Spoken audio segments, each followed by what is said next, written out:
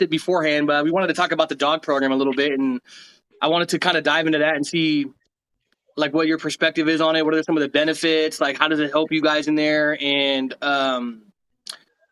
for the people out here, man, I just want to ask you, like, what exactly is the dog program? Would you care to like explain a little bit about that and exactly what it is and like, you know, the benefits and all that stuff?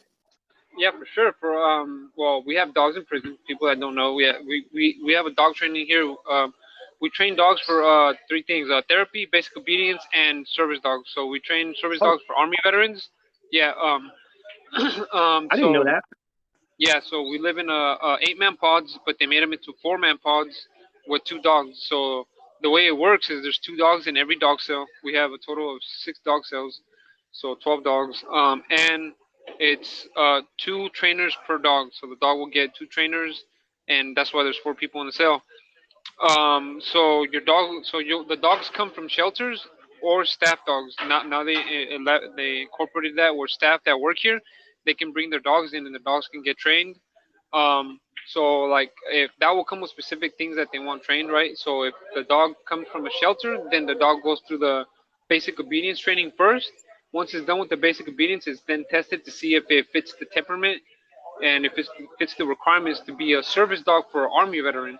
And then you can start with the army veterans with the veteran stuff, which includes opening doors, picking up objects, differentiating objects between like wallets, keys, cups, um, jumping up on stuff, helping people how to get up. Like there's this, I think this is really cool, right?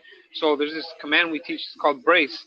So when you're laying down, you tell the dog to, or whatever, sitting down, you tell the dog to brace, and then you use the dogs to help you get up. So the dog braces, and you get up, and then you go about your day. You know what I'm saying? So that's That's I didn't. super. Oh, that's so cool, bro.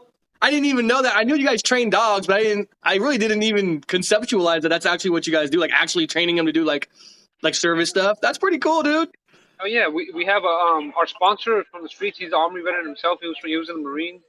We have another one who's an ex inmate too. He used to be in a different prison, so now he comes in and they help us with supplies, with training, with bringing in the dog. As a matter of fact, right now I'm training a staff dog, right? So that's what I've been on lately. This is my 4th staff dog, but let me call her over so you guys can see my mom. Uh, what's her Isla, name? Isla, come. Isla. Oh, good. This is my Isla Everybody, right here. welcome Isla. Welcome, Isla. Say hello. This is Isla right here. Isla. Say Hey. hi, Hey, Isla. bro. What's up? Yes, this is Isla. So she That's came not the from a staff. cutest dog. Yeah, she came from a staff member. She's been here for a total of about since the first. She got here on the first, so she's been here what 13, 14, 15 days. Super smart. I ended up finding a passion for this. It's like for me, it was very hard for me to find something that I could stick to something consistently and consistently do it, and consistently find the passion to keep doing it. But this dog training stuff, bro, I love it. I love this shit. I love doing it. I love the dogs. I never thought I did, but I say the downside too is that there's boundaries, right? You can't sleep with the dog in your bed. The dog has to sleep in the kennel. You can't really love on the dog too much because we have a job to do, and the job is to train the dog and put the dog in a position for it to be able to succeed when it's out, right? So like, there's those nights or there's days where you're like, fuck, like you're feeling down, you want to cuddle, you know what I'm saying? And obviously you can do it with a dog, but the boundaries are set. There's guidelines, there's rules we have to follow, so we don't do it. But this dog right here, she's a handful, but you know what I'm saying? I enjoy this. I enjoy this a lot. Yeah, I would imagine that over time when you're training them, you become a little bit attached. You know, you start to really like become fond of the dog. You know, and then Sure. like, is it hard when you have to like release them or give them up to like their owners? Is it hard to do that or what? Yeah, it was hard to do that. So it was especially hard with the last dog I had. She was a French bulldog. Her name was Sophie. Um, she came from a staff, and she just wanted one thing. She wanted one thing fixed. Like, the dog was running away, so she wanted the dog to stop running away. So, but that was my dog, man. Like that was like she was like. I used to tell her all the time. I'd be like, "Oh, you can cheat on me. I don't care, mama. I still love you. You can do whatever you want to me." True Like love. that was, yeah, True love. that one kind of hurt. When she came to grab her, I was in the cell, right? It was already nighttime. She was like, "All right," because her training was up. She was like, "All right." I said, "Over my dead body. You can't take her over my dead body." But so she's gone now. But she was the one. I got this one right after. But it's hard. But if you leave those walls up, which is kind of hard, it's very hard to do. If you leave those walls up and set those boundaries and constantly remind yourself that it's a job. First and foremost, it's a job. If you do your job, Yeah, it will be hard, but it won't be as hard because these dogs are coming from shelters. They're traumatized dogs. They're dogs who people didn't want. There's dogs that were found in the streets, and now in here they're finding homes, and they're going to their forever home. They're going to where they're actually going to live, and they're going to be happy, and they're going to be treated the way that they're supposed to be treated. So that's like the upside to it. And like I feel that like for the most part, like I feel like I'm giving back a lot to like this is my way of making amends. Like I'm making direct amends to like the community that I'm a part of right now, the community that the dog is going to, and man, I love it, bro, and I enjoy it.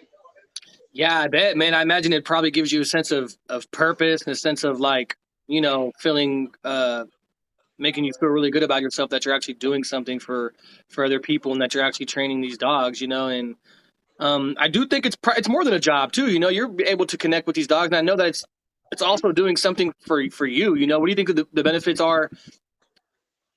Training the dogs that it's giving back to you guys and the inmates. What do you think about that? Bro, I would say being a dog trainer, it taught me like most importantly, it taught me patience, uh, responsibility. Like, cause I'm responsible for something other than me. Yeah, I'm yeah. responsible. I have to take this dog to the restroom. I have to feed it. I have to train it. I have to do. You know what I'm saying? I have to do everything. And these Um, dogs are in the cell with you. They are in the cell with you, so you're taking care of them 24/7. 24/7, bro. And like something else, right? It taught me how to put something before me. It taught me unselfishness at a higher level. You know what I'm saying? Because Yeah, like there's days where you do not want to get up and you do not want to go out and you do not want to do nothing, but you're not doing it. I'm not doing it for me. I'm doing it for the dog, right? I have to bring the dog out. I have to generalize the dog. I have to socialize the dog. I have to train it outside. I have to train it in the yard. We also have a dog park here. I have to train it in the dog park, and it taught me how to be unselfish for something that wasn't going to benefit me, right? Dog training does benefit me, but what I mean by that is that it doesn't come with the instant gratification that it had before, right? So before was like I'll say a bad thing, right? When I was sad and depressed, what would I do? I would go smoke some weed, do some coke, or drink some so I can make the feelings go away and get that instant gratification to feel better about myself. right, Now, right.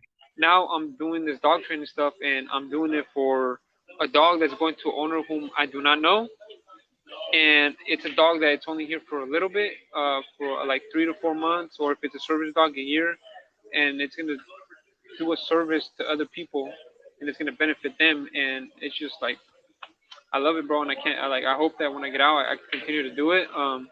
It comes with its downfalls too, right? Like, my first dog was a Chihuahua. It was a Pomeranian Chihuahua, and I named him Chucky. I got the chance to name him. I named him Chucky because he was crazy. Like he used to bark at everything and he used to want to take off on everything. So his first day here, he came in and I have him right, and he's like sitting. He's sitting on me, and like I'm telling people, like people want to come meet him, right? And I just feel it. I just feel like his whole like he was peeing, and I felt the stream of pee running down my leg. And somebody's like, "Hey, are you peeing yourself?" And I was like, damn, do I blame the dog or do I blame myself? Do I blame the dog? And then I thought to myself, like, people aren't gonna believe it's the dog. He's already Yeah. done. And I had the pee stain like on my lap, right? And I'm like, it was me, bro. It was me. I'm not the master of my own bladder. That's hilarious. Oh, that's. I bet you got made fun of for it though, a little bit, but that's hilarious. That's kind of funny, man. Yeah, yeah. Uh, it's a whole different thing, right? Like, and you also see people break down. Like, there was this guy, right, who transferred from another prison, and he walks up to me. He's old, right? He had been down for 40 years. He's old. He walks up. He's like, "Hey, can I please pet your dog?" I said, "Yeah, for sure." Like, so he pets the dog and he starts crying, and I'm like, "Wait, what? Like, what's going on here?" Right? I'm thinking to myself, like, "What's going on? What's wrong?" And he's like, "Man, I haven't petted a dog in 40 years. I haven't petted, I haven't petted a dog in 40 years. Like, this is like."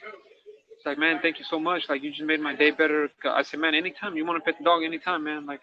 And he just, it comes with people's stories, people opening up, people being vulnerable about. And it's crazy because you never think a dog would open up an inmate, with tattoos on his face, all buff and like acting like he doesn't tickle like he doesn't laugh when they tickle him, super fucking macho. Yeah. Yeah, yeah. Like I got a really good relationship with my dog too. I got a little Chihuahua right here, and when I met her for the first time when I moved in with my girl, man, she just took a liking to me, bro, and it was like love at first sight, bro. She comes to me all the time, and she's just like, I understand the relationship, how much a relationship with an animal can kind of soften you up a little bit, man, and make you realize that like there's more to life than being tough or trying to be cool. There's more to life than just like working too. Dogs teach you how to be adventurous. They're always on the go. So, um, Yeah, sure. Like for people that didn't know, like man, we have dogs in prison. Like I know it's kind of crazy for people to hear out there. Like man, they yeah, have dogs with dogs. Like these motherfuckers done rob people. They done this, done that. But they're yeah, helping us change, and they're gonna help us be a better person when we get to the community and be like productive members of the society and the community that we're going to. for And sure, I know some people might have the views of like lock them up and throw away the keys, but right now they're locking us up and giving us the tools to better ourselves and like absolutely, for our 2 to 3 viewers out there, like if you guys want to hit us up with any comments, like any questions, any feedback, anything, like we'll take anything to make us better. To like anything you guys want to hear about, for sure hit us up and we'll add it on here and we'll give you guys a special shout out from Marty and Junior for dropping the soap. for sure, yeah, for sure, man. Welcome to another episode of Dropping the Soap. Just like Junior said, if you have any comments, like and subscribe, make a comment. Bye. Hold on. Okay, bye.